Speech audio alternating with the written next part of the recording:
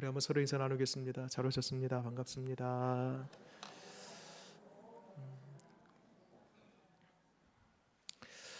하나님에 관한 학문 하면 이제 신학이죠.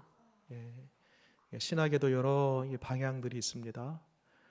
성서 신학에서 이제 구약학 또 신약학의 말씀을 연구하는 그런 분야고요. 또 역사 신학, 또 영성 신학, 또 실천 신학에서는 뭐 설교학, 또 상담 목회, 뭐 갖가지 이런 방향들이 많이 있습니다. 신학 안에 이런 분야도 있어요. 조직 신학이라고 해가지고요. 이 조직 신학 안에는 또 여러 가지 분야가 있습니다. 삼위일체론, 또 구원론, 신론 이러한 방향과 분야들이 있는데 그 중에서 이 조직 신학 안에서의 가장 꽃 중에 꽃 분야가 있습니다. 그것은 뭐냐면 소위 기독론이라고 부르는 그리스도론입니다. 론자가 붙이니까 조금 이제 무게감이 있는데요. 사실 이 기독론, 그리스도론이라는 것은 다른 것이 아니라 쉽게 표현해 보면 예수님이 누구신가 이 질문에 대하여 말씀의 기초함으로 밝히는 그러한 분야다라고 그렇게 말씀드릴 수 있겠습니다. 그러면 말씀에 기초하여 이 기독론, 그리스도론, 예수님이 누구신가에 대해서 밝히는데 성경에서 이 그리스도를 가장 잘 밝히고 있는 책이 어디일까? 물론 신약 성경 27권 한 권 한 권이 예수님에 대하여 말씀합니다. 예수님이 직간접적으로 하신 말씀, 예수님의 행적, 예수님이 일으킨 사건 등등 이 27권 모든 책들이 예수님을 드러냅니다. 그 중에서도 가장 선명하게 예수님이 누구신가에 대하여 그 예수님 누구신가라는 그 질문에 대하여 답을 하고 있는 책이 딱 두 권이 있습니다. 그래서 이 책만 보면은 예수님이 누구신가 정리가 되는 책이에요. 한 권은 뭐냐면은 골로새서라는 책입니다. 또 한 권이 어디냐? 바로 우리가 오늘부터 시작하는 이 히브리서입니다. 그래서 여러분이 히브리서를 이제 오늘 1장부터 쭉 한 장 한 장 수요일마다 볼 것인데요. 이 히브리서를 보다 보면 예수님이 이런 분이셨구나. 내가 알지 못했던 예수님 이런 부분도 또 있었구나라는 것들을 우리가 알게 될 것입니다. 그래서 우리가 신앙생활 30년, 40년 오랫동안 하면서도 누군가가 저와 여러분들에게 예수님이 누구야? 예수님에 대해서 소개해줘 하면은 사실 쉽지 않아요. 그러나 오늘 이 히브리서 1장부터 쭉 한 장 한 장 배워나갈 때에 예수님이 누구신가에 대해서 나름 정리가 되고 그리고 누군가가 여러분들에게 예수님에 대하여 물어볼 때에 자신 있게 말할 수 있게 될 것입니다. 그런 기대감을 가지고 한 장 한 장, 한 절 한 절 예수님에 관하여 함께 살펴보는 시간 되기를 원합니다. 본론으로 들어가기 전에 히브리서는 누가 썼고 누구한테 보내는 것인가 이 발신자와 수신자에 대해서 한번 살펴볼게요. 대개는 이 성경의 서신서를 보면은요 1절에 대부분 누가 썼는지 누구를 향해 썼는지에 대해서 밝힙니다. 그런데 오늘 1절 말씀 보세요. 히브리서 1장 1절에 누가 썼고 누구에게 보냈는지 한번 살펴보겠습니다. 시작.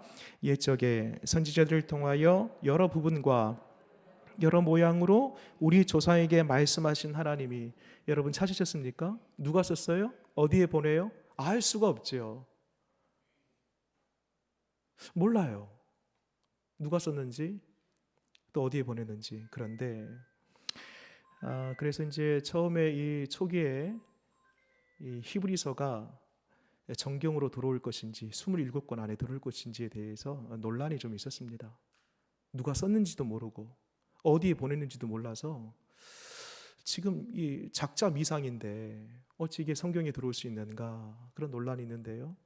이 히브리서가 그럼에도 불구하고 한간에는 바울이 썼다, 뭐 아볼로가 썼다, 뭐 바나바가 썼다, 뭐 여러 설들이 있는데 결론은 작자 미상이에요. 누가 썼는지 모릅니다.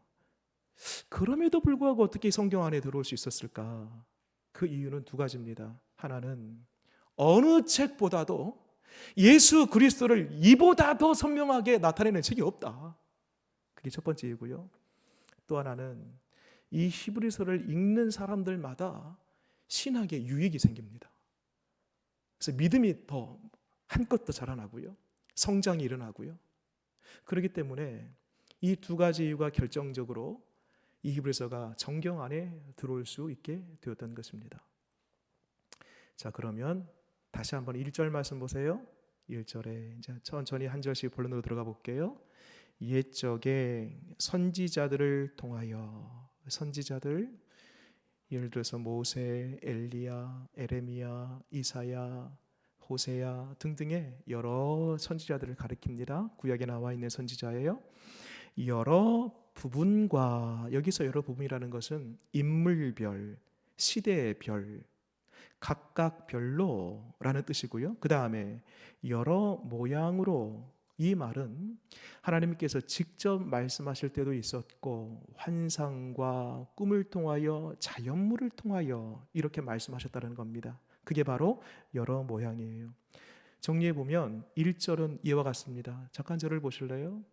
과거 구약 시대 때에 모세, 엘리야, 에레미야, 이사야 등과 같은 여러 선지자들을 통하여서 각각에게 인물별로, 시대별로 꿈을 통해, 환상을 통해, 때로는 직접 말씀의 계시를 통해 이와 같은 각각의 모양으로 시대마다 주셨다라는 거예요. 그런데 그 모든 시대와 인물들의 말씀들을 하나로 관통하고 마치 흩어져 있는 퍼즐들을 종합적으로 한 그림으로 딱 완성시킨 분이 있다라는 거예요.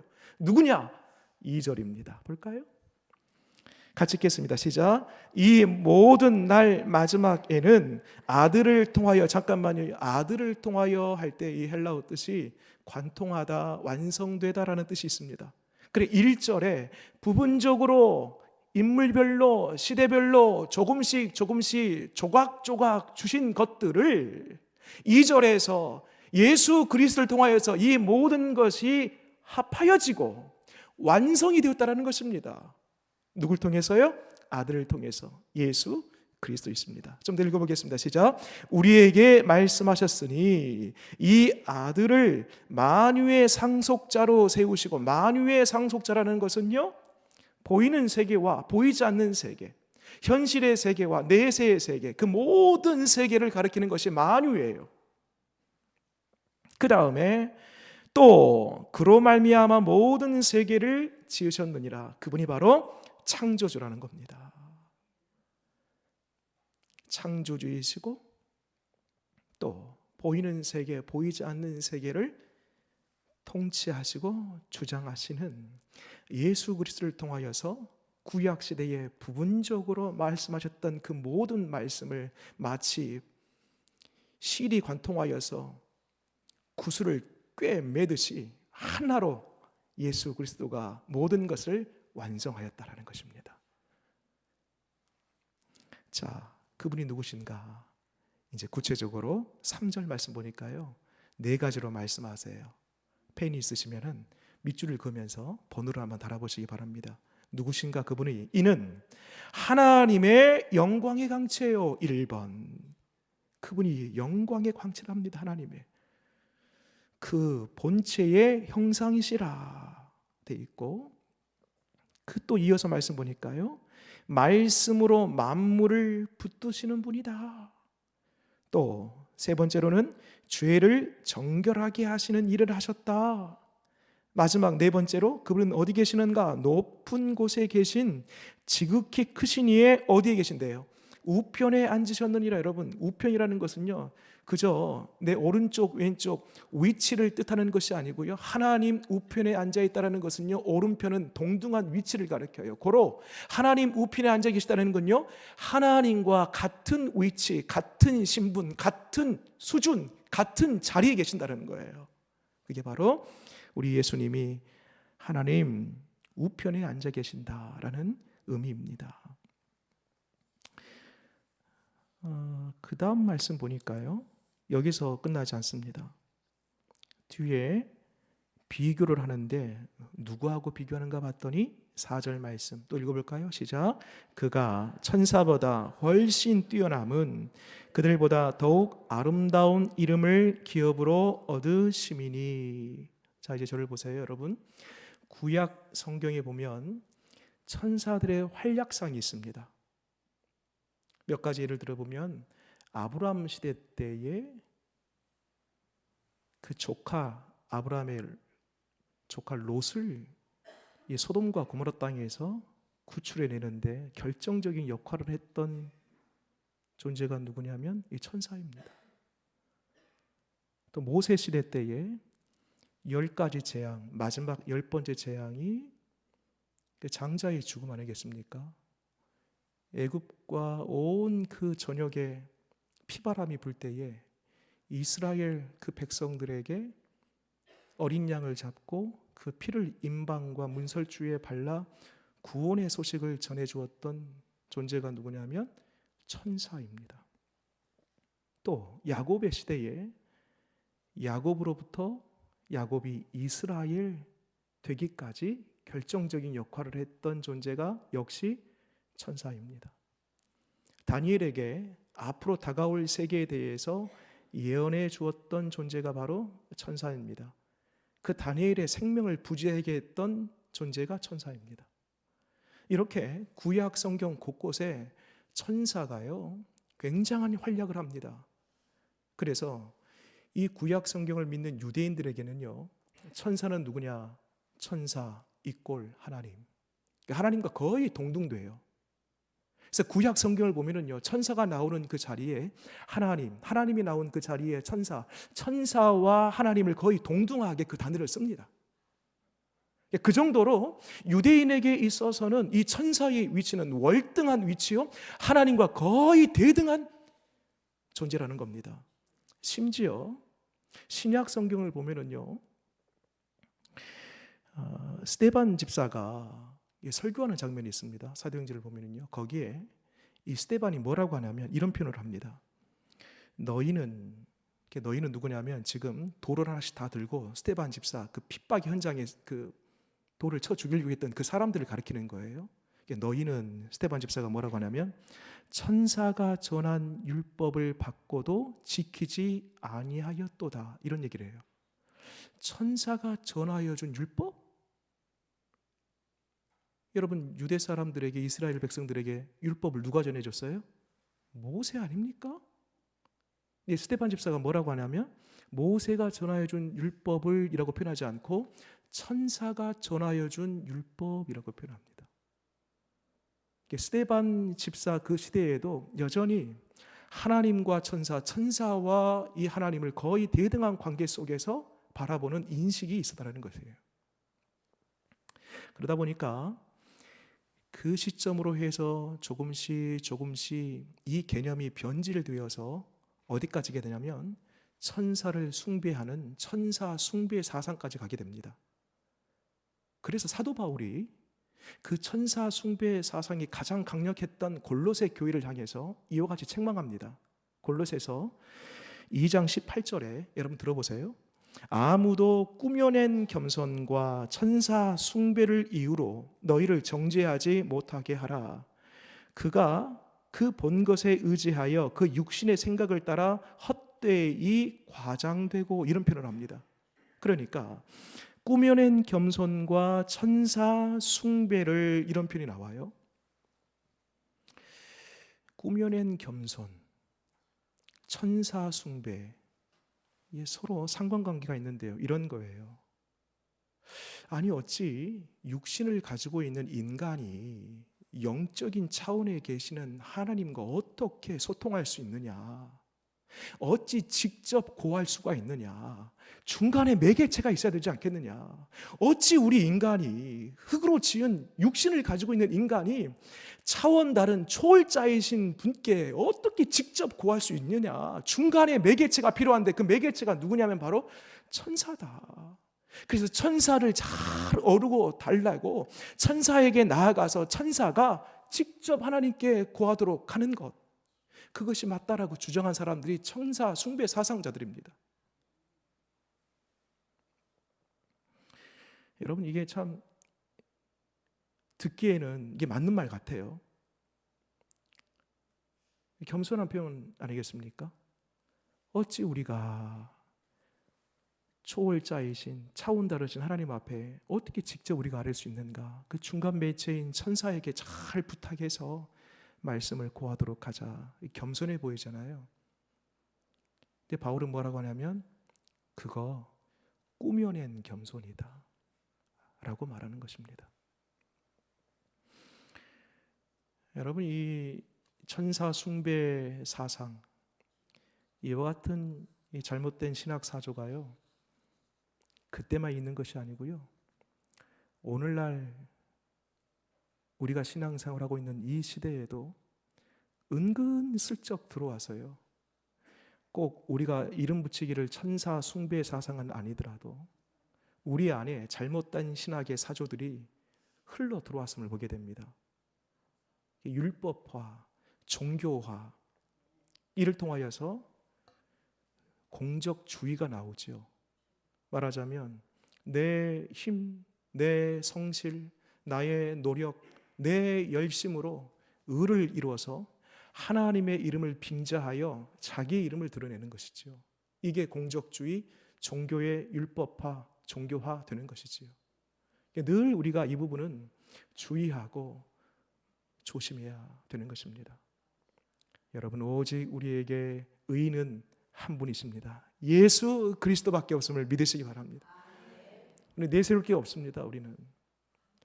우리가 구원받을 수 있는 자격이나 조건이나 수준이 됐던가요? 그렇지 않습니다. 일방적인 하나님의 선물로 우리에게 믿음을 주시고 그 믿음으로 말미암아 전적인 하나님의 은혜 가운데에 우리가 구원받았음을 믿으시기 바랍니다. 그러면 왜 이렇게 당시에 잘못된 뒤틀린 비껴간 신학 사조들이 독보서처럼 퍼져나갔을까? 이유는 간단합니다. 예수 그리스도가 누군지 몰랐어요. 정확하게 예수 그리스도가 누군지 모르니까 자꾸 잘못된 신학 사조들이 들불 번지듯 번져나갔던 것입니다. 그러면 뒤집어서 오늘날 우리가 건강한 신학, 건강한 신앙생활을 하기 위해서는 뭐가 필요한가? 예수 그리스도가 누군지 정확히 알면 되는 것입니다. 신학사조뿐만 아니라 이단의 어떤 잘못된 말들, 이단이 주장하는 그 이야기들, 여러분, 우리가 미혹되고 넘어가지 않기 위해서 한 가지만 하면 돼요. 이단이 어떤 이단이 있는가, 이단이 어떤 주장을 하는가, 이단이 말하는 것이 무엇인가, 그 속을 들여다보기 전에 우리는요, 딱 한 가지만 하면 돼요. 예수님이 누구신지 정확히 알면 되는 것입니다. 그래서 여러분, 은행에서요, 이게 위조 지폐인지 진폐인지 판가름하는 교육은요, 한 가지입니다. 위조 지폐 10개, 100개 가지고 와서 이런 샘플을 가지고 이게 위조 지폐입니다. 숫자가 자 틀렸죠? 자 한번 비춰보면 자 뒤에 그 그림이 안 보이죠? 이렇게 교육하는 것이 아니고요. 한 가지, 진짜 지폐가 뭐냐? 제대로 된 지폐가 뭐냐? 그 지폐를 정확하게 아는 거예요. 그것을 알면 나머지는요, 모든 것은 다 위조 지폐이기 때문에 쉽게 분별이 되는 것입니다.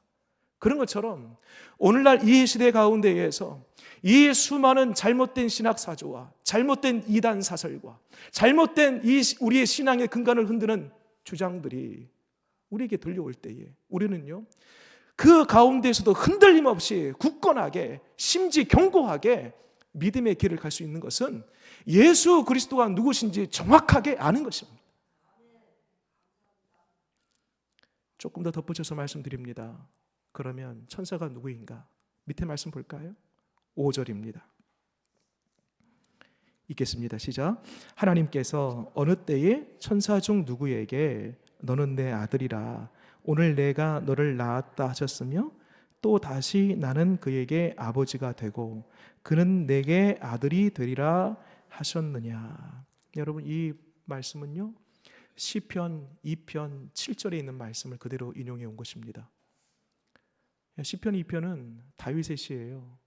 이 다윗이 뭐라고 고백하냐면 내가 여호와의 명령을 전하노라.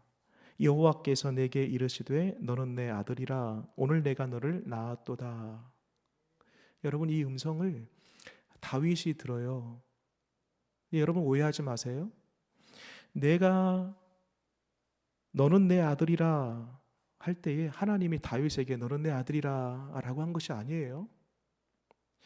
오늘 내가 너를 낳았도다. 하나님이 다윗에게 내가 너를 낳았도다 라고 한 것이 아니라 다윗이 가운데 딱 있는데 하나님이 그 아드님이신 성자 예수님을 향해서 내가 너는 내 아들이라 라고 지금 말씀하신 거예요. 내가 너를 낳았도다 라는 말씀하신 것을 다윗이 옆에 있다가 들은 거예요. 예수님이 누구시라고요? 하나님의 아들이다. 이 말씀이 어디에서 성취되죠? 세례 요한이 요단강에서 세례 받을 때에 비둘기 같은 성령이 내려오면서 뭐라고 해요? 너는 내 아들이라. 아들이라. 그 말씀이 그대로 성취되지 않습니까?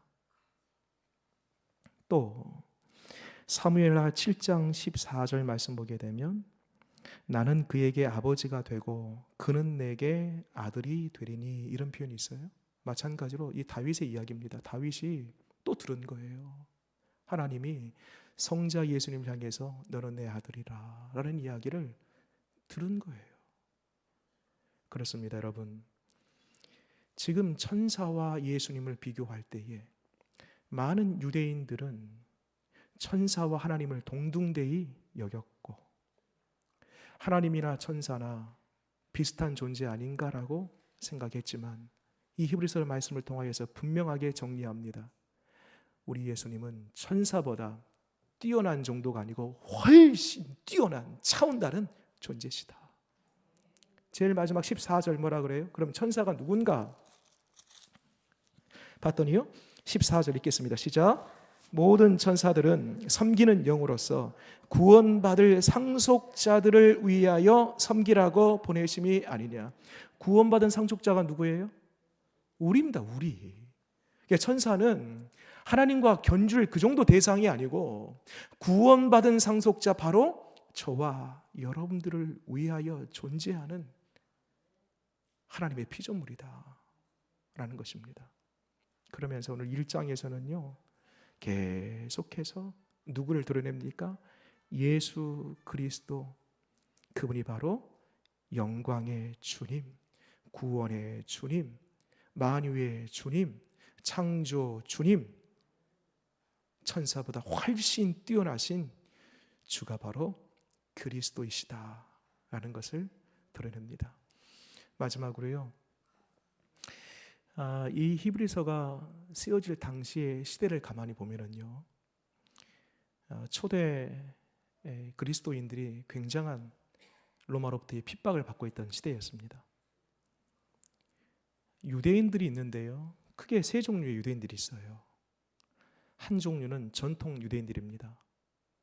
그러니까 그 남유다의 유대 땅에서 태어나서 죽을 때까지 쭉 살아가는 사람, 그 지역에 머물고 있는 사람들, 전통 유대인들이에요. 두 번째로는 개인적이든 가정적이든 부득이한 이유로 그 유다 땅을 떠나서 다른 이방 나라에서 살아가는 디아스포라고 불리는 유대인들입니다. 마지막 세 번째는 누구냐면 전통 유대인들 중에서 기독교로 그 종교가 개종되어서 유대인들 중에 기독교인이 되는 사람들, 유대인이 있습니다. 지금 이 히브리서는 누구에게 썼냐면 바로 이 세 번째, 제가 말씀드렸던 이 세 번째 부류의 사람들에게 썼고, 그리고 이 사람들이 지금 로마로부터 굉장한 핍박과 박해를 받고 있는 입장이고, 내부적으로는요 유대 사람들은 출생부터 마지막 무덤에 들어가까지 태어나는 그 순간에 모두가 다 유대 교인이 됩니다. 유대인이면 무조건 다 유대교예요. 이 사람들이 중간에 다른 종교로 갈아탔다? 다른 종교인이 되었다? 그러면요 바로 그 사회에서요 격리됩니다. 생업, 생계, 심지어는요 생명의 위협을 받습니다. 이게 유대인으로 태어나면 무조건 유대교가 되는 교인이 되는 거예요. 그런데 그리스도인으로 유대인들 중에 종교를 개종했으니 그 내부적으로 얼마나 극심한 핍박이 있겠습니까? 바로 그 사람들에게 오늘 히브리서가 쓰여졌고, 한마디로 뭐라냐면 그 가운데에서 외적으로 로마로부터, 안쪽으로는 유대인들로부터 극심한 환난과 핍박 가운데에서도 그 믿음 굳건하게 지킬 수 있는 유일한 방법은 한 가지, 예수 그리스도가 누구신지 정확히 아십시오. 그것만 알게 된다라면 어떤 핍박과 박해 가운데에서도 굳굳이 흔들림 없이 살아갈 수 있습니다 라고 말하고 있는 것입니다. 여러분, 바라기는 사실 이 히브리서가 쓰여질 그 시대나 지금 이 시대나 같은 시대는 아니지만, 어찌 보면 그 시대의 여러 가지 진리를 왜곡하고 진리를 변질시키는 많은 이론들, 사상들, 사조들이 여전히 그때나 지금이나 우리 곁에 늘 있습니다. 개인이든 가정이든 우리의 신앙을 좀먹고 우리의 신앙을 발목 잡는 일들이 얼마나 주변에 많이 있는지 몰라요.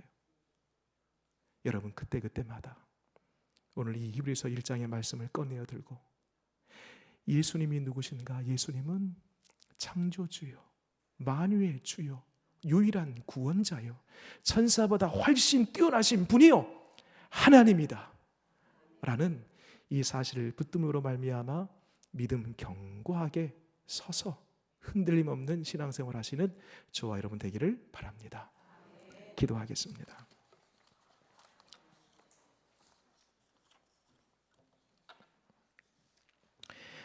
하나님, 과거이나 지금이나 우리의 믿음 지키기 참 어려운 시대입니다.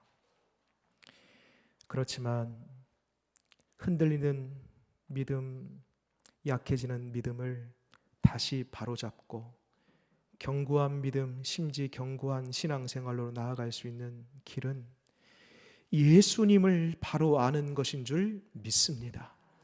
오늘 1장 말씀을 통하여 우리 예수님, 만유의 주요, 하나님의 본체요, 창조주요, 구원자가 되시며 천사보다 훨씬 뛰어나신 주가 되심을 믿습니다.